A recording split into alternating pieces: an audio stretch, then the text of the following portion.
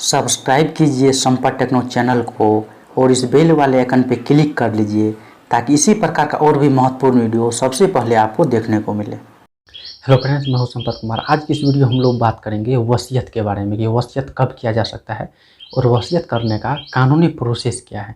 तो देखिए, वसीयत होता है क्या, पहले हम लोग इसके बारे में जान लेते हैं। कोई भी व्यक्ति अपना प्रॉपर्टी को किसी को ट्रांसफ़र जो करता है वही एक मेथड है, ये उसको हम लोग वसीयत के नाम से जानते हैं। लेकिन वसीयत में आखिर होता ऐसा है कि जो भी व्यक्ति किसी दूसरे व्यक्ति के नाम वसीयत किया है, मान लेते हैं कि ए ने बी के नाम से वसीयत किया है, तो जब तक ए जीवित रहेगा तब तक वो प्रॉपर्टी जो बी के नाम वसीयत किया है तो बी नहीं ले सकता है। यानी कि वसीयत जो भी व्यक्ति किसी दूसरे के नाम से करता है तो वो व्यक्ति जब मृत्यु हो जाता है उस व्यक्ति का, तभी जो है वो वसीयत वाले व्यक्ति जिसके नाम से वसीयत किया गया है वो संपत्ति पर दावेदारी पेश करता है। वसीयत कोई भी व्यक्ति किसी के भी नाम से कर सकता है। आप भी किसी के नाम से वसीयत कर सकते हैं और दूसरा व्यक्ति कोई भी आपके नाम से वसीयत कर सकता है। वसीयत करने में ये नहीं देखा जाता है कि उसका फैमिली का कोई मेंबर होना चाहिए या फिर उसका कोई रिलेटिव होना चाहिए। वसीयत आप किसी को भी कर सकते हैं। यह एक दान पत्र, इसको हम लोग जानते हैं दान पत्र के नाम से भी वसीयत को, कि दान जैसे किसी भी व्यक्ति को दिया जा सकता है।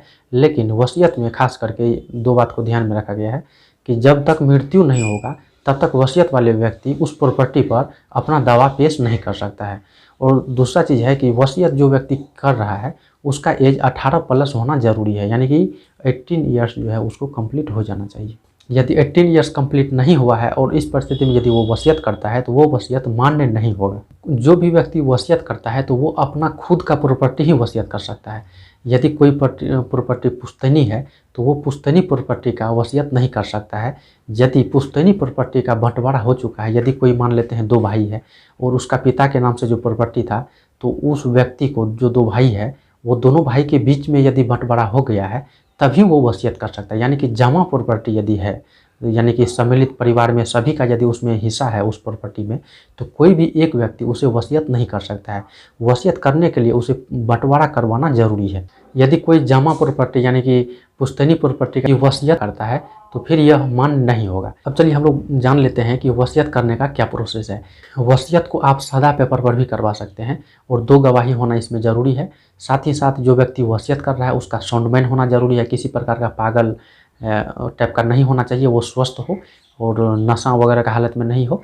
ये सभी बात को ध्यान में देखा जाएगा। यानी कि जिससे वसीयत किया जा रहा है उसे कोई गलत नियति से वसीयत नहीं करवाया जा सकता। यानी कि जैसे मान लीजिए नशा के हालत में यदि उसे वसीयत करवा लिया जाए तो फिर ये मान्य नहीं होगा, क्योंकि वसीयत को जो है बाद में कोर्ट में चुनौती भी दिया जा सकता है। वसीयत को रजिस्टर्ड करवाना कानूनी दृष्टिकोण से अनिवार्य नहीं माना गया है।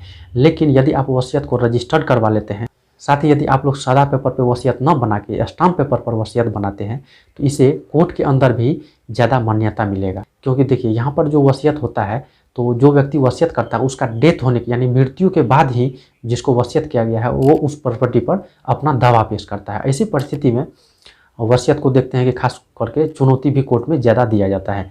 तो यदि आप स्टाम्प पेपर पर लीगली तरीक़ा से वसीयत करवाते हैं, हालांकि जो ब्लैक सादा पेपर पे आप वसीयत करवाते हैं वो भी लीगल ही है, लेकिन यदि आप स्टाम्प पेपर पे वसीयत करवा के उसे रजिस्टर्ड करवा लेते हैं तो वो ज़्यादा स्ट्रॉन्ग होगा आपका। अब चलिए हम लोग बात कर लेते हैं कि क्या वसीयत को निरस्त भी किया जा सकता है। तो इसे बिल्कुल निरस्त किया जा सकता है। जो व्यक्ति ने वसीयत लिखा है वो जब चाहे उसे निरस्त कर सकता है। यानी कि जो व्यक्ति वसीयत करता है वो जब भी चाहे अपना मन से वो उस वसीयत को निरस्त कर सकता है। साथ ही यदि एक ही प्रॉपर्टी का वो व्यक्ति 2 बार 3 बार वसीयत करवाता है, मान लेते हैं कि कोई व्यक्ति ए है, वो एक ही प्रॉपर्टी को एक बार बी को वसीयत किया, एक बार सी को किया और एक बार डी को किया, तो ऐसी परिस्थिति में जो वो आखिरी बार वसीयत किया है वो वसीयत मान्य होगा। यानी कि उन्होंने ये जो था व्यक्ति वो लास्ट में आखिरी बार वसीयत डी के नाम से किया है, तो यहाँ डी का जो है वसीयत मान्य होगा।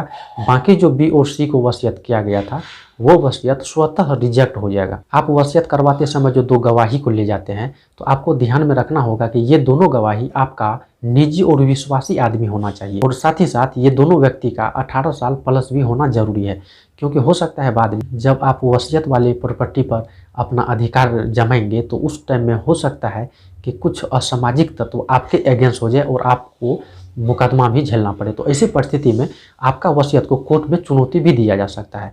तो यदि आपने जो 2 गवाही यहाँ पे लिए थे वसीयत के टाइम में, वो दोनों गवाही यदि आपका प्रॉपर और निजी आदमी हो, आपका विश्वासी आदमी हो, तो फिर आपको यहाँ परेशानी नहीं हो सकता है। क्योंकि जब भी आपके द्वारा जो वसीयत आपने करवाया है उसको जब भी कोर्ट में चुनौती दिया जाएगा तो वो गवाह का भी वहाँ पे बुला के स्टेटमेंट लिया जाएगा कि वो जो व्यक्ति थे वसीयत करने वाले वो किस परिस्थिति में थे, क्या उन्होंने वसीयत को अच्छे से पढ़ के समझा था कि वो क्या करने जा रहा है। ये सभी बात को वहाँ डिस्कस किया जाता है। यहाँ पर एक चीज़ और क्लियर करना चाहूँगा कि देखिए, वसीयत को खास करके चुनौती इसलिए दिया जाता है क्योंकि वसीयत करने वाला व्यक्ति यदि जीवित न हो तभी तो वो वसीयत जिसके नाम से किया गया है वो प्रॉपर्टी पर अधिकार जमाता है।